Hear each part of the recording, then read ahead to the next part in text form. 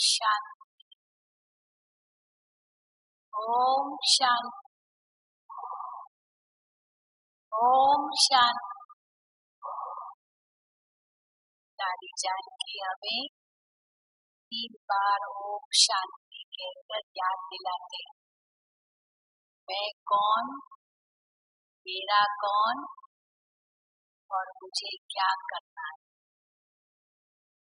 और वास्तव में इन तीनों बातों में सारा ज्ञान का सार समाया हुआ है।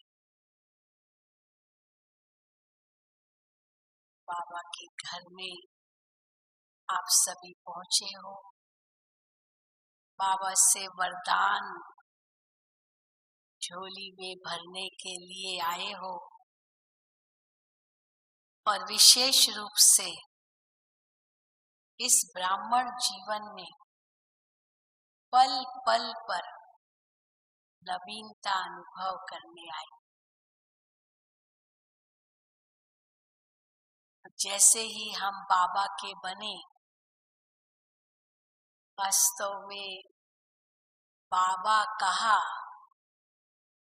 हमारा नया जन्म शुरू हुआ। जैसे हमने ब्रह्मा बाबा, शिव बाबा को पहचाना और उनकी श्रीमत पर फिर चलना आरंभ किया, तो हमारा जीवन ही बदल गया। हम कहेंगे पहले हम शूद्र थे, पहले हम कांटे थे। आज भी बाबा ने कहा कांटों की दुनिया है ये सारी। बाबा ने आकर के हमको शूद्र से ब्राह्मण बनाया, कांटे से फूल बनाया। तो जैसे ही हम बाबा के बने, बाबा ने हमें बहुत सुंदर गिफ्ट, सौगातें हमें दी। कौन सी सौगातें दी? एक तो बाबा ने दिव्य बुद्धि की सौगात दी, जो आज तक किसी ने किसी को नहीं दी होगी। वो स्थूल सौगातें तो बहुत एक दो को देते हैं, लेकिन दिव्य बुद्धि की सौगात ये भगवान ही हम बच्चों को दे सकता है। तो उसके पहले कौन सी बुद्धि थी हमारी? बाबा कहते हैं, हर मुरली में कहते हैं, जैसे पत्थर बुद्धि थी। पत्थर बुद्धि माना, आज बाबा ने कहा अहिल्या बुद्धि। जैसे कि श्रापित बुद्धि थी, अहिल्या को श्राप मिला था ना, पत्थर बन गई।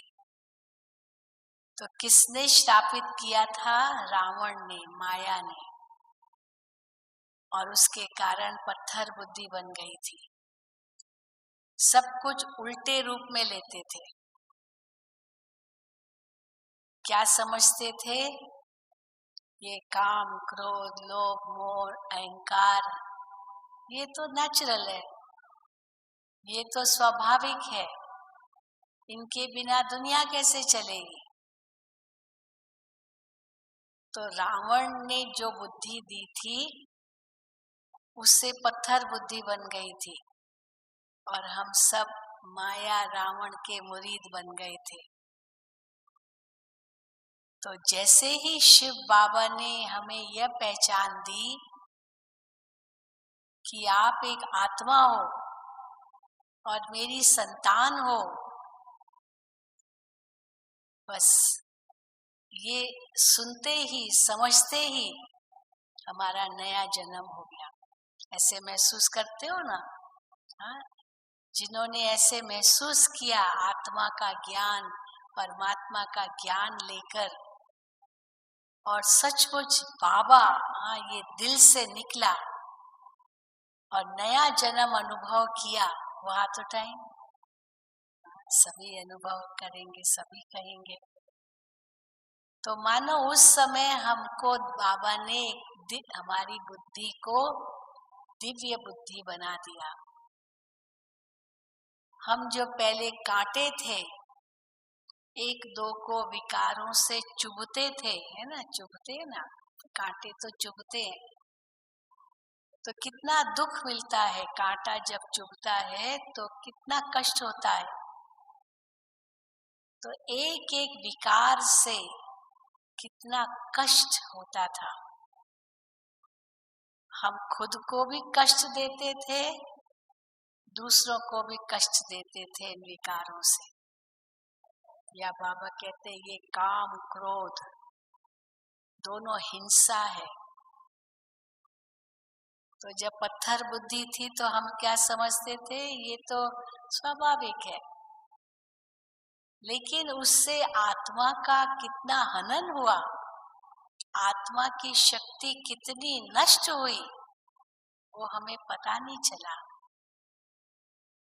लेकिन जैसे दिव्य बुद्धि मिली, एक नया जीवन अनुभव किया, तो ये बातें सब समझ में आने लगी कि अरे अभी तक तो हम क्या सोचते थे, अभी तो भगवान ने तो हमारी बुद्धि बदल दी। जो हम सही समझते थे वो तो एकदम गलत था,